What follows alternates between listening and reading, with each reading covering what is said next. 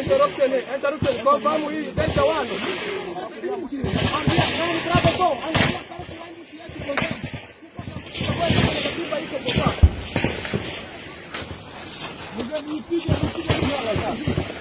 Hiyo ipige kwa papo. Pale mwambushi.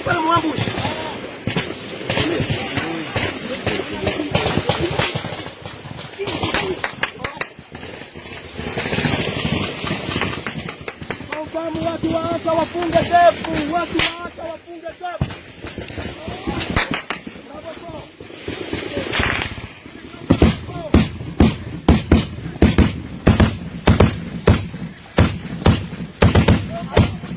ile ni ya kwangu kwa mfano. Ashusha kanoi hivi. Hapana, shusha kanoi hivi kidogo. Pale mwa ile njia njoo kwa ile mtu.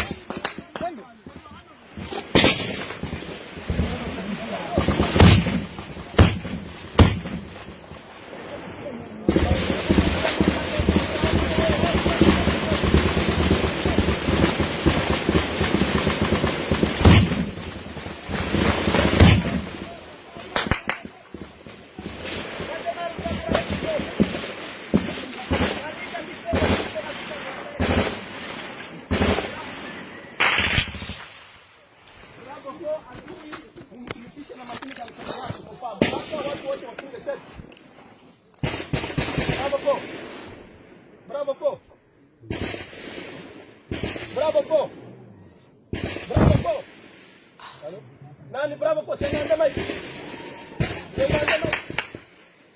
Senganda Mike unanisomaje hapa?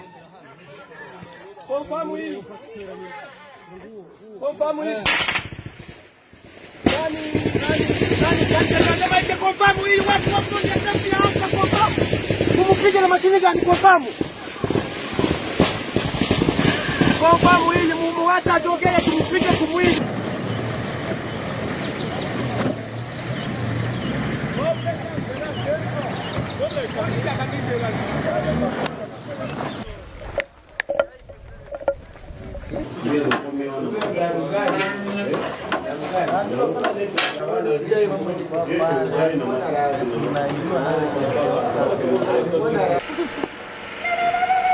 Sana chama peo. Mesha.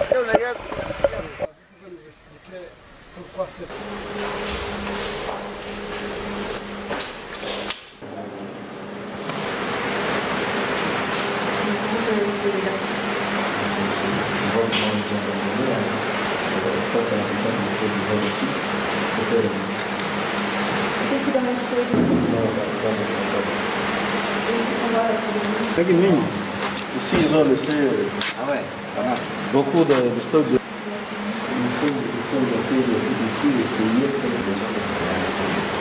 Il y a d'autres effets là-bas. Télévision. Kuna kata sema.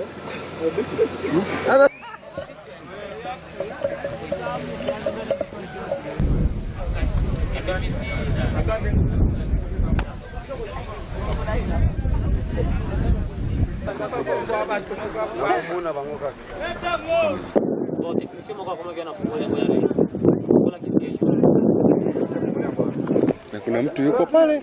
Hauza. Umeona? Ile pale ni mizaili ya nani?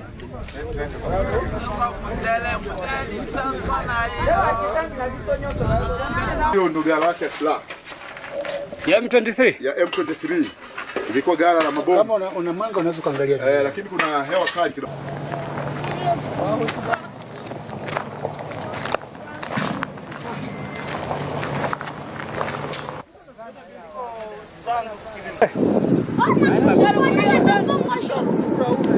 Jumla na mapantaro ana Patrick akwenda zongoro na ma secretazi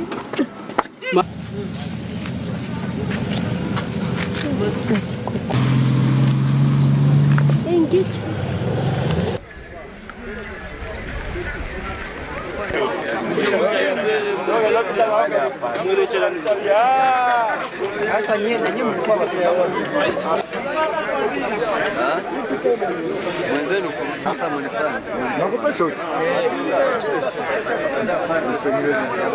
Ils ont pris la fuite vers le parc national de Virunga, et probablement vers le Rwanda et d'autres vers l'Ouganda. Nous sommes en train de faire le ratissage à l'intérieur des limites nationales pour voir s'ils ne se cachent pas encore dans les forêts. Mais ce que nous savons est qu'ils ont pris la direction des pays voisins.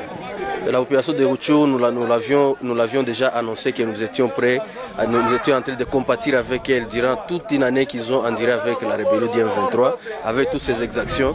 Et maintenant, elle est libérée, c'est un soulagement et c'est une victoire pour tous les Congolais. Ce qui va se passer, c'est que ça, ce n'est qu'une grande étape, bien sûr, bien que ce n'est pas encore la fin de la guerre, parce qu'il y a encore d'autres groupes armés qui détiennent encore les armes sur le territoire congolais et que nous allons pouvoir aussi désarmer par la force s'ils ne veulent pas obtempérer à notre appel de déposer pacifiquement.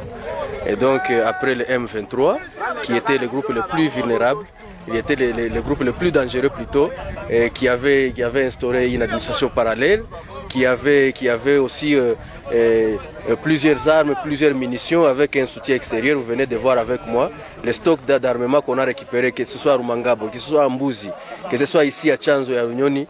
C'est vraiment des munitions, des stocks impressionnants, à tel point que la guerre n'était pas destinée à se terminer aujourd'hui. Ça, c'est un miracle, c'est Dieu qui a vraiment aidé les forces armées régulières de FARDC pour pouvoir démanteler les réseaux du M23.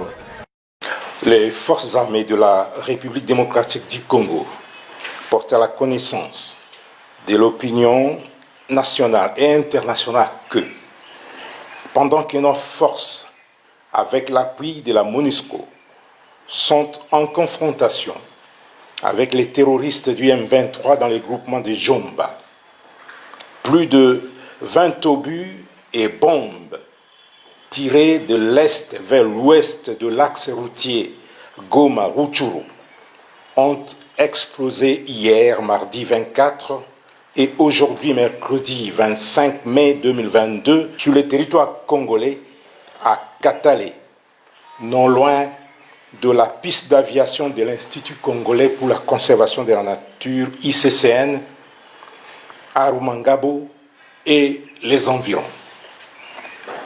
Comme si cela ne suffisait pas, la position des forces armées de la République démocratique du Congo de Ruhunda, située dans le versant ouest de la montagne de Karisimbi à Kibumba, à 20 km à l'est de la ville de Goma, a été attaquée la nuit de lundi 23 mardi 24 mai 2022 à 3 heures du matin. Les combats se sont poursuivis jusqu'aux petites heures du matin et les forces loyalistes ont repoussé l'ennemi. Dans sa débandade, l'ennemi a abandonné des armes et des effets militaires récupérés par les FARDC. Il s'agit notamment d'un mortier 60 mm, d'une arme AK-81, de 8 roquettes anti-tank, d'une chaîne de munitions de l'arme PKM, d'une paire de tenues militaires, d'un casque et de 2 gourdes militaires non utilisées ni par les FARDC ni par les terroristes M23. Le matin de ce mercredi 25 mai 2022, les positions des FARDC de Kibumba et de Jomba ont été une fois de plus attaquées. Les forces loyalistes déterminées à ne laisser aucun centimètre du territoire national à qui que ce soit se comportent de manière professionnelle sur le terrain, aussi bien à Jomba qu'à Kibumba. Ainsi, le gouverneur militaire de la province du Nord Kivu et commandant des opérations a saisi le mécanisme conjoint de vérification élargie de la conférence internationale